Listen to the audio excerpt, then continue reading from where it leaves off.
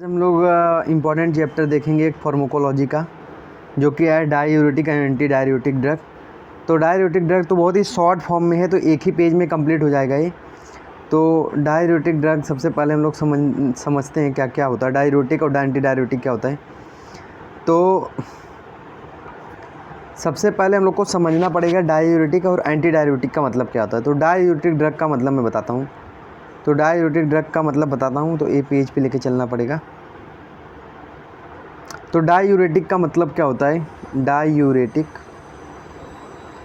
Diuretic का मतलब क्या होता है, जिस मतलब लॉस ऑफ यूरिन जो कराए, लॉस ऑफ यूरिन कराए, जो लॉस ऑफ यूरिन कराता है उसको हम लोग बोलते हैं डाययूरेटिक ड्रग। मतलब जो यूरिन होता है उसको एक्सक्रीट कराना, उसको हम लोग बोलते हैं डाययूरेटिक।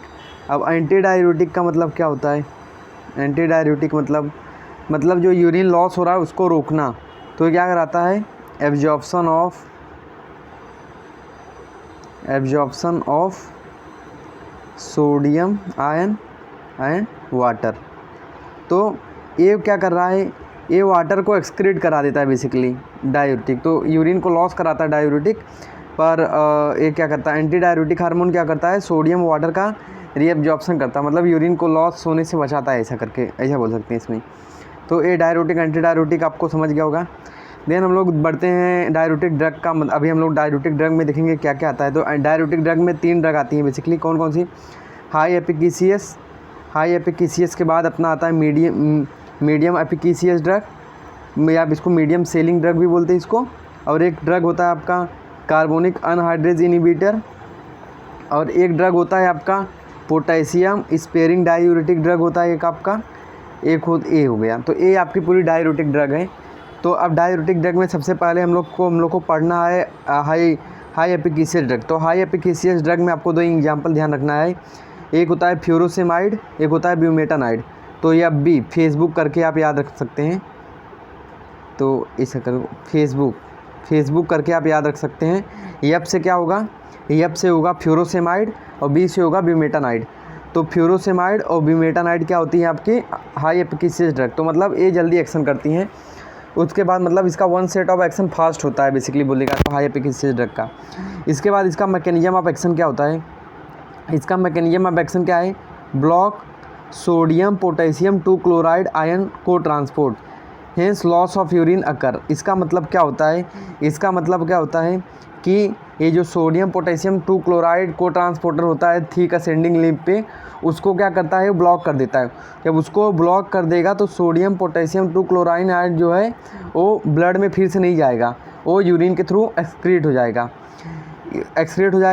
उससे क्या हो जाएगा, अपना लॉस ऑफ यूरिन हो जाएगा। ये हो गया आपका हाई एफिकेसियस ड्रग में फ्यूरोसेमाइड और ब्यूमेटानाइड। तो इसमें फ्यूरोसेमाइड में ब्रांड नेम चलता है लजिक्स करके, जिसका इंजेक्शन भी आता है और टैबलेट भी आता है। तो ये बहुत ही फेमस ड्रग है फ्यूरोसेमाइड, जिसका ब्रांड नेम है लजिक्स। देन इसके बाद फ्यूरोसेमाइड हो गया, ब्यूमेटानाइड हो गया। देन इसके बाद हम लोग देखेंगे सेकेंड टाइप ऑफ ड्रग अपनी जो है मीडियम एफिकेसियस ड्रग। तो मीडियम एफिकेसियस ड्रग का बेसिकली मैं मतलब बता दूं क्या होता है। तो इससे जो है कम थोड़ा इफेक्टिव है, पर इसका भी 1 सेट ऑफ एक्शन सही है। तो इसका जो एग्जांपल है थायाजाइड है। तो मीडियम एफिकेसियस ड्रग का एग्जांपल जो थायाजाइड याद रखो। इसका मैकेनिज्म ऑफ एक्शन क्या होता है, सोडियम क्लोराइड को ट्रांसपोर्ट को ब्लॉक करना। अब इसको ब्लॉक कर देगा तो सोडियम और क्लोरीन को ट्रांसपोर्ट को ब्लॉक कर देगा, तो क्या होगा बेसिकली कि सोडियम और क्लोरीन ये वाटर के थ्रू एक्सक्रीट होंगे। ध्यान रखना पोटेशियम भी एक्सक्रीट होता है। तो जो फ्यूरोसेमाइड है मतलब हाई एफिकेसियस ड्रग है ब्यूमेटामाइड और फ्यूरोसेमाइड, और यहाँ पे मीडियम एफिकेसियस ड्रग है थायाजाइड, ये पोटेशियम का एक्सक्रीशन कराती हैं बेसिकली। इसी के लिए हाइपोकैल्केमिया हो जाता है।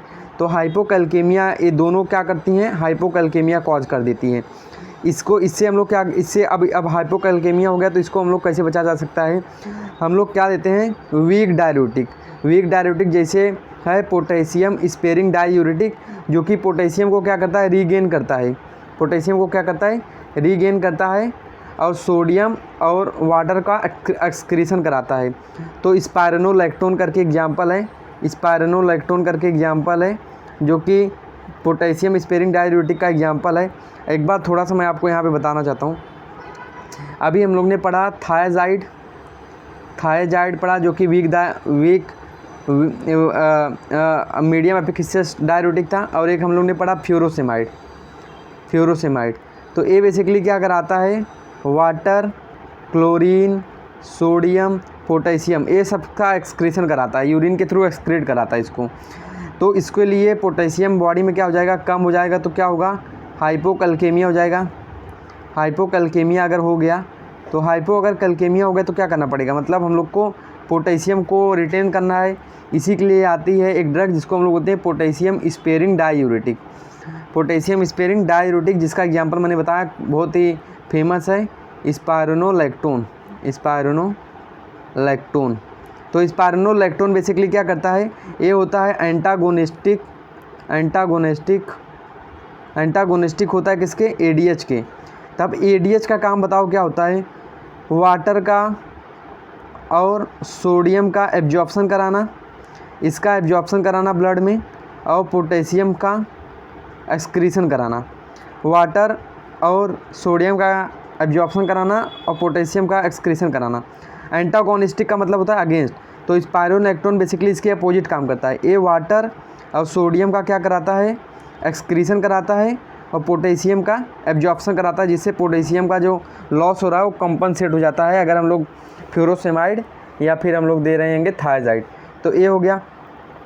उसके बाद जो आती है ड्रग आती है कार्बोनिक। अच्छा, इसका यूज क्या है, इसका यूज हम लोग किसी भी टाइप के एडिमा में यूज कर सकते हैं, फ्यूरोसेमाइड का या फिर ये बोलते हैं थायजाइड का, मतलब डाययूरेटिक ड्रग का। तो एडिमा भी कर सकते हो, किसी भी टाइप का एडिमा हो गया, जैसे एडिमा कंजेस्टिव हार्ट फेलियर की वजह से हो गया, रीनल फेलियर, हिपैटिक फेलियर की वजह से हो गया, तो किसी भी वजह से अगर एडिमा हो गया तो उसमें भी यूज कर सकते हैं। हाइपरटेंशन में बेसिकली इसका यूज कर सकते हैं हम लोग। अब उसके बाद पढ़ेंगे कार्बोनिक अनहाइड्रेज इनहिबिटर। तो कार्बोनिक अनहाइड्रेज इनहिबिटर में बेसिकली किस में यूज करते हैं हम लोग इसको, इसका यूज हम लोग करते हैं ग्लूकोमा में, जिसमें इंट्राओकुलर टेंशन बढ़ जाता है। और इसका जो एग्जाम्पल है वो एसिटाजोलामाइड। अब कार्बोनिक अनहाइड्रेज इनहिबिटर का बेसिकली मतलब बताता हूँ। जैसे आपको पता है H2O प्लस CO2, ये बेसिकली कौन बनाता है, एक कार्बोनिक अनहाइड्रेज होता है जिसमें कन्वर्ट हो जाता है H2CO3 में। अब ये वीक एसिड है तो अपने आप इजीली ब्रेक हो जाएगा किसमें, H प्लस CO3 माइनस में। तो यहाँ पे भी अब बेसिकली ए वाला जो एक्शन है, यहाँ पे भी कार्बोनिक एसिड है, मतलब अगर ये दोनों फिर कंबाइन हो गए ए बनेंगे तो यहाँ पे भी कार्बोनिक अनहाइड्रेज है। तो यहाँ पे क्या होता है, कार्बोनिक अनहाइड्रेज इनहिबिटर एसिटाजोलामाइड दे देते हैं तो इसको ब्लॉक कर देता है, कार्बोनिक अनहाइड्रेज को ब्लॉक कर देता है, तो इसमें दोबारा इसमें कन्वर्ट नहीं हुआ था, तो ये यूरिन के थ्रू एक्सक्रीट हो जाता है। तो यूरिन के थ्रू बेसिकली एक्सक्रीट हो जाएगा। तो बाइकार्बोनेट अगर यूरिन में आ गया तो यूरिन क्या हो गया, अल्कलीन हो गया। इसी के लिए हम लोग इसका यूज कर सकते हैं किसमें, यूटीआई में, क्योंकि अपना जो यूरिन होता है नॉर्मली एसिडिक पीएच पे होता है, तो वहाँ पे बैक्टीरिया सर्वाइव कर सकते हैं, पर अगर वही अल्कलीन बता दे तो बैक्टीरिया उसमें ख़त्म हो जाते हैं। तो इसी के लिए हम लोग इसका यूटीआई में भी यूज़ कर सकते हैं, ग्लूकोमा में भी हम लोग इसका यूज़ कर सकते हैं। तो ये हो गया। तो होप आपको ये समझा होगा। उसके बाद मैं बता रहा हूँ नेक्स्ट ड्रग जो कि है, तो मैंने एक बार आपको डाययूरेटिक का एग्जांपल याद करा देता हूँ। तो डाययूरेटिक में हाई एफिकेशियस ड्रग में कौन कौन सी आएगी, फ्यूरोसेमाइड, ब्यूमेटानाइड। मीडियम एफिकेशियस ड्रग में थायजाइड आपको याद रखने का है। उसके बाद वीक डाययूरेटिक में कौन कौन सा याद करोगे आप, पोटेशियम स्पेयरिंग डाययूरेटिक जो कि स्पाइरोनोलैक्टोन होता है। उसके बाद कार्बोनिक अनहाइड्रेज इनहिबिटर जो कि कौन सा होता है आपका, कार्बोनिक अनहाइड्रेज इनहिबिटर आपका कौन सा है, एसिटाजोलामाइड। तो ये हो गया। अब उसके बाद एक और ऑस्मोटिक डाययूरेटिक है जो कि है मैनिटॉल। तो मैनिटॉल का बेसिकली काम क्या होता है, जैसे एडिमा हो गया है तो एडिमा बेसिकली कैसे हो जाता है, जैसे प्रोटीन का इनबैलेंस हो गया, एल्ब्यूमिन का इनबैलेंस हो गया, तो इंटरस्टिशियल फ्लूइड में वो चले जाता है। इसका मतलब बताता हूँ, थोड़ा सा इसका मतलब मैं बता देता हूँ आपको। अब जैसे ये ब्लड वेसल है आपका, ब्लड वेसल के बाहर ये ब्लड वेसल है आपका, तो सपोज यहाँ पे ब्लड है आपकी, हाँ, तो आपको थोड़ा सा बता रहा हूँ मैं, इसको थोड़ा अच्छा कर देता हूँ। तो ये ब्लड वेसल है, तो यहाँ पे ब्लड है आपका। अब इंटरस्टिशियल फ्लूइड का मतलब क्या होता है, जैसे ये आपका हो गया सेल्स, ये सेल्स हो गया, सपोज दिस इज सेल, ये ब्लैक सेल हो गया। अब सेल के अगल बगल जो भी जगह है ना, वो वहाँ पे इंटरस्टिशियल फ्लूइड होते हैं, वहाँ पे क्या होते हैं, इंटरस्टिशियल फ्लूइड होते हैं। तो अगर यहाँ पे फ्लूइड, अगर यहाँ पे H2O ज़्यादा हो गया, मतलब यहाँ पे पानी ज़्यादा हो गया, तो मैनिटॉल क्या करता है, ये पानी को खींच के ब्लड वेसल में लाता है और यूरिन के थ्रू उसको एक्सक्रीट करा देता है। तो एडिमा क्या होगा, एडिमा लॉस हो जाएगा। तो इसका यूज हम लोग किस में कर सकते हैं, एडिमा। तो इसमें एडिमा क्या हो जाएगा, डिक्रीज हो जाएगा। तो बेसिकली यही काम करता है ये। ये समझ गया। तो ये हो गया अपना मैनिटॉल।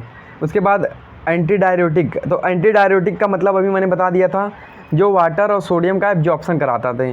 तो इसके एग्जाम्पल कौन से हैं? वैसोप्रेसिन, टर्लीप्रेसिन और डेस्मोप्रेसिन। तो वैसोप्रेसिन जो है नेचुरल है, और टर्लीप्रेसिन और डेस्मोप्रेसिन बेसिकली क्या है? सेमी सिंथेटिक हैं। सेमी सिंथेटिक मतलब ये भी वैसोप्रेसिन के थ्रू ही बनाए गए हैं ऐसा। तो मतलब आधा नेचुरल है, आधा सिंथेटिक, आधा लेबोरेटरी में बनाए गए हैं। तो वैसोप्रेसिन, टर्लीप्रेसिन और डेस्मोप्रेसिन। तो एंटी डायरेटिक बेसिकली 2 रिसेप्टर पे काम करता है। एक होता है V1 रिसेप्टर, एक होता है V2 रिसेप्टर। तो V1 रिसेप्टर में क्या होता है? V1 रिसेप्टर कहाँ प्रेजेंट होता है? ब्लड वेसल के एंडोथेलियल पे। तो ब्लड वेसल के एंडोथेलियल पे, तो वहाँ पे जो एंटी डायरेटिक है जैसे टर्लीप्रेसिन है, वो क्या करता है? ब्लड वेसल को कॉन्स्ट्रिक्ट कर देता है, कॉन्स्ट्रिक्ट दी ब्लड वेसल। तो जिसको वेरिसेस हुआ है, तो इसोफेजियल वेरिसेस जिसको हुआ है, जिसमें ब्लड वेसल जो है डायलेट हो जाती हैं, तो रैप्चर हो सकती है, इसके लिए उसमें क्या करते हैं? ब्लड वेसल हम लोग कॉन्स्ट्रिक्ट कर देते हैं। और V2 रिसेप्टर एक होता है जो कि प्रेजेंट होता है किडनी पे, जिसको हाइपोवोलेमिया मतलब जिसका ब्लड लॉस हो रहा है, सॉरी जिसका ब्लड या फिर सोडियम वाटर लॉस हो रहा है, जिसको शॉक है, उसमें हम लोग इसमें दे सकते हैं, जैसे डेस्मोप्रेसिन। तो V1 में हम लोग डेस्मोप्रेसिन बेसिकली, और V1 में हम लोग टर्लीप्रेसिन देते हैं V1 रिसेप्टर पे, और V2 रिसेप्टर पे बेसिकली जो कि किडनी पे प्रेजेंट है उसमें हम लोग देते हैं अपना डेस्मोप्रेसिन। तो होप आपको ये समझ में आ गया होगा। तो ये था बेसिकली पूरा, ये था आपका पूरा बेसिकली आपका एंटी डायरेटिक। तो एंटी डायरेटिक में 3 ड्रग हम लोग ने पढ़ा, वैसोप्रेसिन पढ़ा, टर्लीप्रेसिन और डेस्मोप्रेसिन पढ़ा।